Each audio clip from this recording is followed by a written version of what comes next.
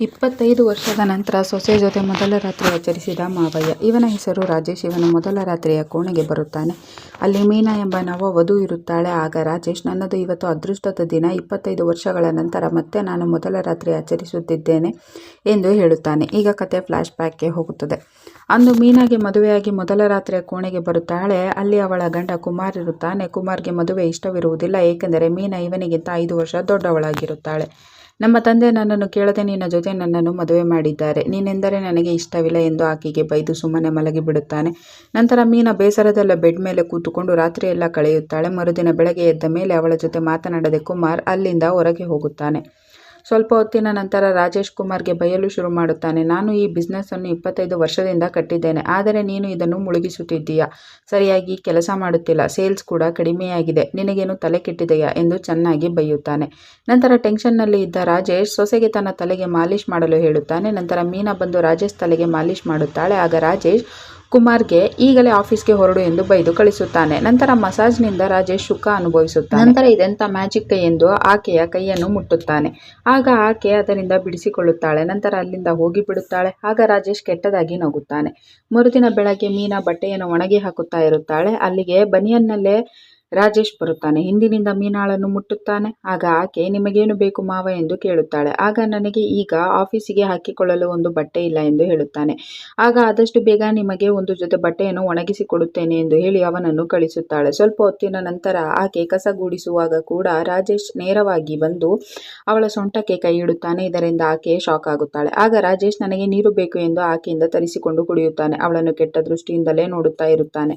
ಅಂದು ಸಂಜೆ ಕುಮಾರ್ ಬಂದಾಗ ಮೀನಾ, ನಿಮ್ಮ ತಂದೆ ನನ್ನ ಜೊತೆ ಕೆಟ್ಟ ರೀತಿ ನಡೆದುಕೊಳ್ಳುತ್ತಿದ್ದಾರೆ ಎಂದು ಹೇಳುತ್ತಾಳೆ. ಆಗ ಕುಮಾರ್ ಆಕೆಗೆ ಬೈಯಲು ಶುರು ಮಾಡುತ್ತಾನೆ. ನೀನು ನಿನ್ನೆ ಮೊನ್ನೆ ಬಂದವಳು, ನನ್ನ ತಂದೆ ಜೊತೆ ನಾನು 25 ವರ್ಷದಿಂದ ಇದ್ದೇನೆ, ಈ ರೀತಿ ಆರೋಪ ಹೊರಿಸಬೇಡ ಎಂದು ಬೈಯುತ್ತಾನೆ. ಆಗ ಮೀನಾ, ನಾನು ಹೇಗೆ ನಂಬಿಸಲಿ, ನನ್ನ ಮಾತನ್ನು ನಂಬಿ, ಅದಕ್ಕೆ ನಾನು ಸಾಕ್ಷಿಯನ್ನು ತೋರಿಸುತ್ತೇನೆ ಎಂದು ಹೇಳುತ್ತಾಳೆ.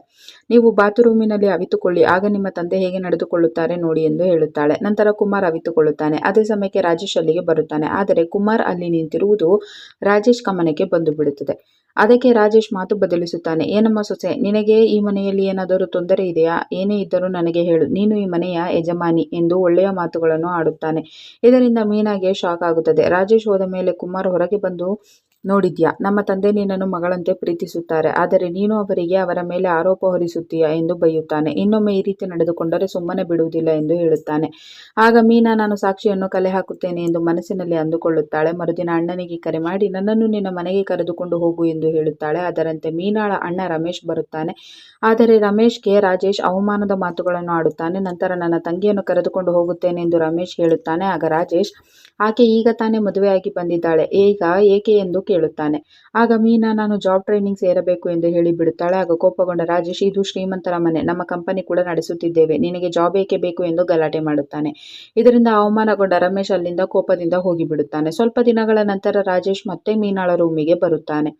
ಆಗ ಮೀನಾ ಸಂಪೂರ್ಣವಾಗಿ ಬದಲಾಗಿರುತ್ತಾಳೆ. ಅವನಿಗಾಗಿ ರಸಗುಲ್ಲ ಮಾಡಿರುತ್ತಾಳೆ. ನಾನು ನಿಮಗಾಗಿ ಬದಲಾಗಿದ್ದೇನೆ, ಇಲ್ಲಿ ನಿಮ್ಮ ಮಾತು ಬಿಟ್ಟರೆ ಬೇರೆ ನಡೆಯೋದಿಲ್ಲ ಎಂದು ನನಗೆ ಅರ್ಥವಾಗಿದೆ ಎಂದು ಹೇಳುತ್ತಾಳೆ. ಆಗ ರಾಜೇಶ್, ಇದೇನು ಕನಸ ನನಸ ಎಂದು ಕೇಳುತ್ತಾನೆ.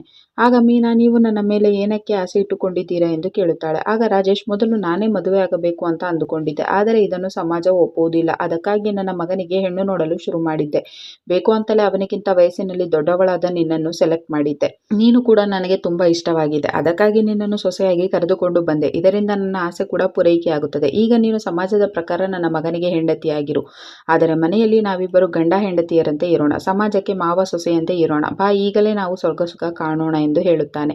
ಆಗ ಮೀನಾ, ಹೇಗಿದ್ದರೂ ನನ್ನ ಮೊದಲ ರಾತ್ರಿ ನನ್ನ ಗಂಡನ ಜೊತೆ ಅನುಭವಿಸಲಿಲ್ಲ, ಇವತ್ತು ಬೇಡ, ನಾಳೆ ನಾವು ಮೊದಲ ರಾತ್ರಿ ಕೋಣೆಯಂತೆ ಇದನ್ನು ಶೃಂಗಾರ ಮಾಡೋಣ, ನಂತರ ನಾವಿಬ್ಬರು ಮೊದಲ ರಾತ್ರಿಯನ್ನು ಆಚರಿಸೋಣ ಎಂದು ಹೇಳುತ್ತಾಳೆ. ಆಗ ರಾಜೇಶ್ ಕೂಡ ಅದಕ್ಕೆ ಒಪ್ಪಿಕೊಳ್ಳುತ್ತಾನೆ. ಮರುದಿನ ರಾತ್ರಿ ವಧುವಿನಂತೆ ಮೀನಾ ರೆಡಿಯಾಗಿ ಕೂತಿರುತ್ತಾಳೆ. ಆಗ ರೂಮಿಗೆ ರಾಜೇಶ್ ಬರುತ್ತಾನೆ. ಇವತ್ತು ನನ್ನದು ಅದೃಷ್ಟದ ದಿನ, 25 ವರ್ಷದ ನಂತರ ನಾನು ಮೊದಲ ಬಾರಿಗೆ ಮತ್ತೆ ಮೊದಲ ರಾತ್ರಿಯನ್ನು ಆಚರಿಸುತ್ತಿದ್ದೇನೆ, ಬಾ ಎಂದು ಆಕೆಯ ಜೊತೆ ರೊಮ್ಯಾನ್ಸ್ ಮಾಡಲು ಟ್ರೈ ಮಾಡುತ್ತಾನೆ. ಆಗ ಮೀನಾ ಅವನನ್ನು ತಳ್ಳಿ ರೂಮಿನಿಂದ ಹೊರಗೆ ಓಡಿ ಬಂದು ಮೈನ್ ಡೋರ್ ಓಪನ್ ಮಾಡುತ್ತಾಳೆ. ಅಷ್ಟರಲ್ಲಿ ಅಲ್ಲಿಗೆ ಕುಮಾರ್, ಪೊಲೀಸರ ಜೊತೆ ಆಕೆಯ ಅಣ್ಣ ಕೂಡ ಬಂದಿರುತ್ತಾರೆ. ಆಗ ಕುಮಾರ್, ನನ್ನ ತಂದೆಯನ್ನು ಅರೆಸ್ಟ್ ಮಾಡಿ ಎಂದು ಹೇಳುತ್ತಾನೆ. ಆಗ ಪೊಲೀಸರು ರಾಜೇಶ್ನನ್ನು ಹಿಡಿದುಕೊಳ್ಳುತ್ತಾರೆ. ಆಗ ರಾಜೇಶ್, ನಾನೇನು ಮಾಡಿದ್ದೇನೆ ಎಂದು ಇದೆಲ್ಲ ನನಗೆ ಅರ್ಥವಾಗುತ್ತಿಲ್ಲ ಎಂದು ಹೇಳುತ್ತಾನೆ. ಆಗ ಕುಮಾರ್, ನೀವು ನನ್ನ ಹೆಂಡತಿ ಜೊತೆ ನಡೆದುಕೊಂಡಿದ್ದು ಪೂರ್ತಿ ಡೀಟೇಲ್ಸ್ ಅನ್ನು ಆಕೆ ನನಗೆ ವಿಡಿಯೋ ಕಳಿಸಿದ್ದಾಳೆ ನೋಡಿ ಎಂದು ನನ್ನ ತಂದೆಗೆ ತೋರಿಸುತ್ತಾನೆ. ಅದನ್ನು ನೋಡಿ ರಾಜೇಶ್ಗೆ ಶಾಕ್ ಆಗುತ್ತದೆ. ನೀವು ಇಂತಹ ನೀಚ ತಂದೆ ಎಂದು ನಾನು ಅಂದುಕೊಂಡಿರಲಿಲ್ಲ ಎಂದು ಬೈಯುತ್ತಾನೆ. ನಂತರ ಪೊಲೀಸರು ರಾಜೇಶ್ನನ್ನು ಅರೆಸ್ಟ್ ಮಾಡಿಕೊಂಡು ಹೋಗುತ್ತಾರೆ. ಕತೆ ಇಲ್ಲಿಗೆ ಮುಗಿಯುತ್ತದೆ. ಈ ವಿಡಿಯೋವನ್ನು ಪೂರ್ತಿ ನೋಡಲು ಆಕ್ಟರ್ಸ್ ಫ್ಯಾಕ್ಟರಿ ಎಂಟರ್ಟೈನ್ಮೆಂಟ್ ಎಂಬ ಯೂಟ್ಯೂಬ್ ಚಾನಲ್ ಅಲ್ಲಿ ಸಸುರ್ ಕಿ ಸುಹಾಗ್ ರಾತ್ ಎಂದು ಹುಡುಕಿ ನೋಡಬಹುದು.